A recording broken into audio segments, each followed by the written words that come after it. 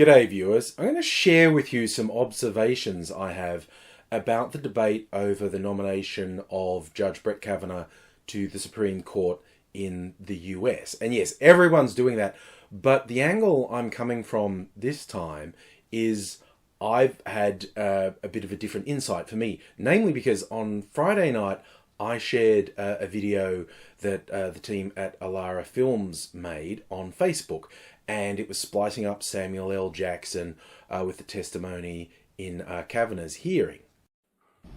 Now let me take a wild guess here. You're Brett, right? Correct. I thought so. I got into Yale Law School. Check out the big brain on Brett! You've probably seen that by now. It's everywhere.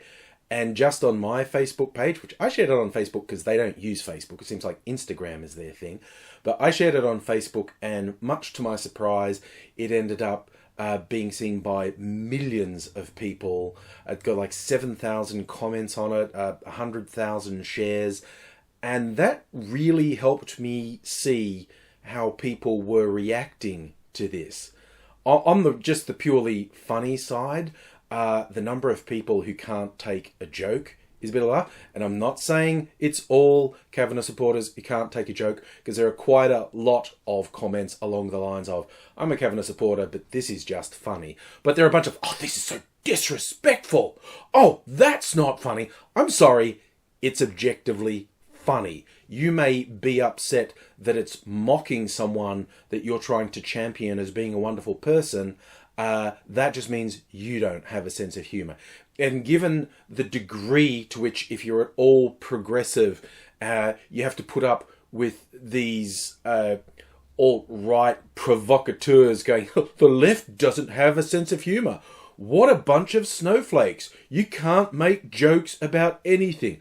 I've never seen someone as easily triggered by a joke as a die-hard conservative. Is no one side has a monopoly on not being able to take a joke, and I've seen that very clearly in the last couple of days. So what have I learned from more than 7,000 comments? Well, for a start, I learned I can't keep up with 7,000 comments. I probably missed an enormous number of them.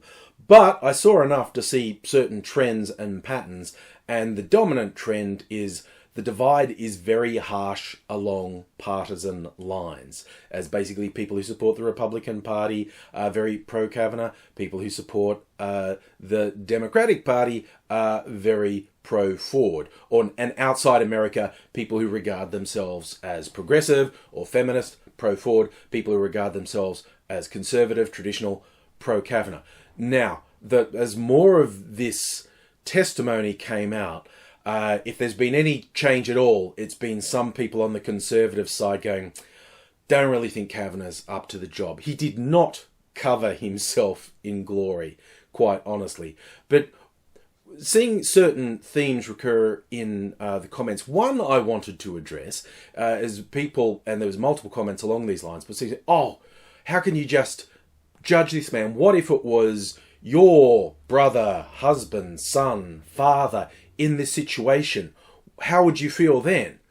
Good question. Thank you for asking. If it was someone close to me facing this sort of accusation, I would want a full and proper criminal investigation. I would want the appropriate law enforcement agency to investigate it. And there are two reasons for that. One is, without a proper investigation, the spectre of this would hang over their head, and there would be far too much conjecture on did it or didn't happen. Second, no matter how close I am to someone, no matter how much I care about them, if they are guilty of a serious crime, they don't deserve to get away with it. I understand the impulse. No one wants someone they care about to be punished, go to jail in a worst case scenario, because jail is awful. But the idea of, well, if I like them, they shouldn't be punished, society can't really function like that. I'm going to provide you with a link to a very long Twitter thread addressing one of the core issues used against Dr. Ford's testimony. Namely, people saying, well, there's no evidence for what she says and there's no corroboration for what she says. Now, the thing is, that is factually untrue. I'm not talking about belief or non-belief, but just in how the legal system works.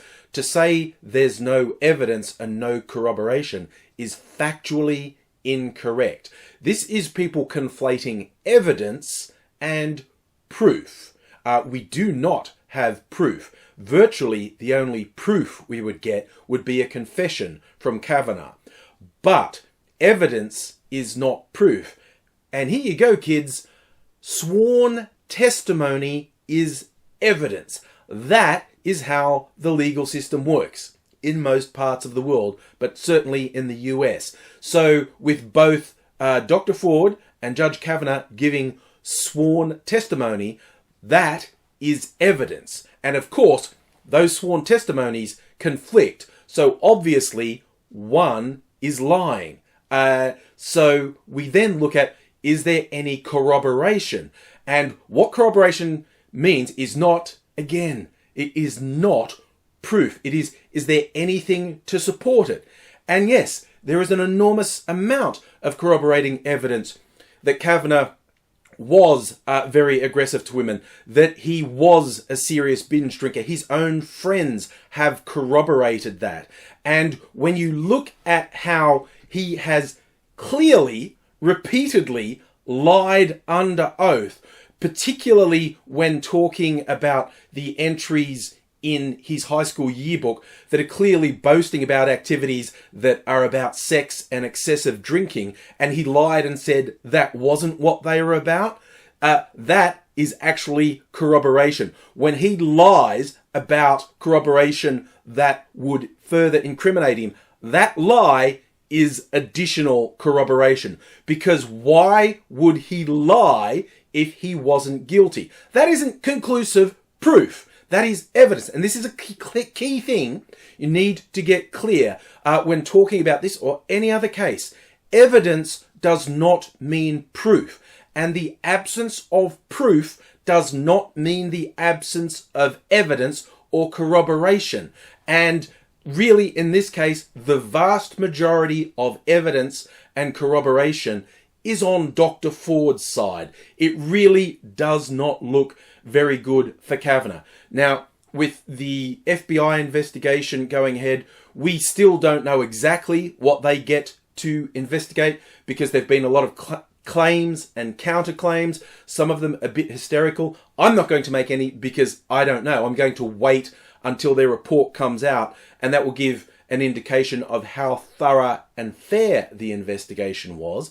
But as they investigate, they will be seeing evidence. People who tell you there is no evidence are either profoundly ignorant about the meaning of the term evidence, or they are simply lying to support their point of view.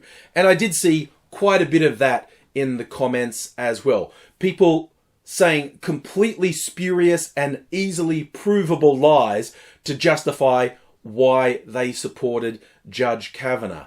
Now, like I said, I've seen the divide is so sharp along partisan lines. I don't particularly expect to convince people one way or the other. But if you're truly objective and undecided, and if you are wondering why people believe Dr. Ford over Judge Kavanaugh, this idea that he can't be found guilty, actually, I will go back one. He's not going to be found guilty in this hearing because it isn't a criminal trial. It is a job interview to decide if he is the right sort of person, if he has the right character to fill one of the most important roles in the American judicial system. It's a job interview, okay? It's to assess his character and his fit for the job. But yeah, so why do people believe Dr. Ford over Judge Kavanaugh? Well, you looked at the doctor, she was very clear, she was consistent.